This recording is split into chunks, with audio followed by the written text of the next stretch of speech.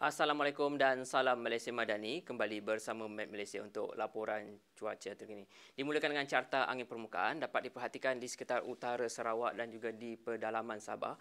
Angin timuran bertiup dengan kelajuan sederhana antara 10 hingga ke 20 km per jam dan seterusnya menumpu di sekitar bahagian tengah dan juga selatan Sarawak.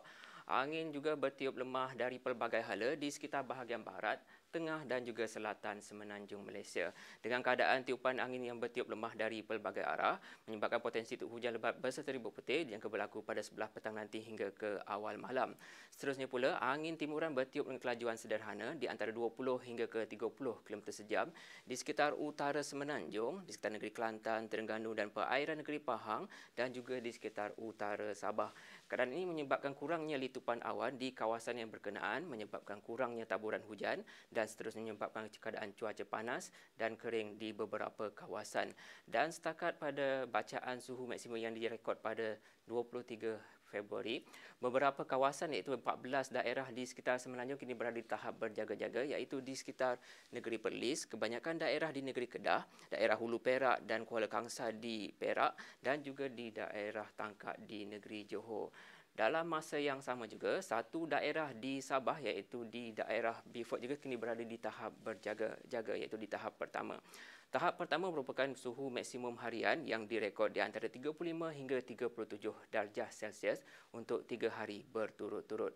Oleh itu, orang awam dinasihatkan supaya sentiasa berhati-hati dengan keadaan cuaca semasa, mengurangkan aktiviti di luar rumah serta minum air dengan secukupnya. Kita beralih pula dengan keadaan tinjauan cuaca semasa.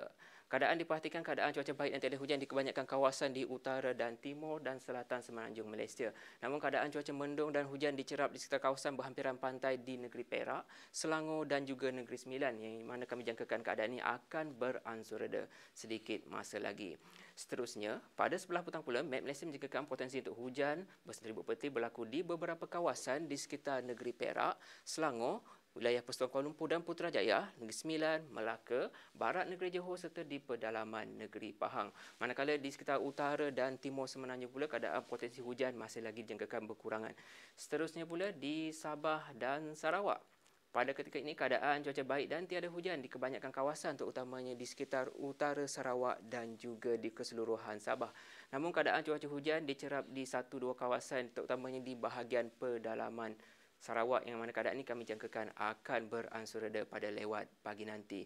Manakala pada seterusnya pada sebelah petang pula, Met Malaysia menjangkakan keadaan cuaca hujan berpotensi untuk berlaku di kebanyakan bahagian di Sarawak. Manakala di Sabah, keadaan cuaca hujan berserta ribut petir pada sebelah petang berpotensi untuk berlaku di sekitar bahagian pedalaman, Sandakan dan juga di bahagian Tawau.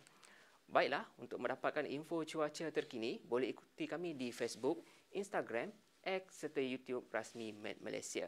Sekian daripada saya, Rozamin Pilus. Assalamualaikum.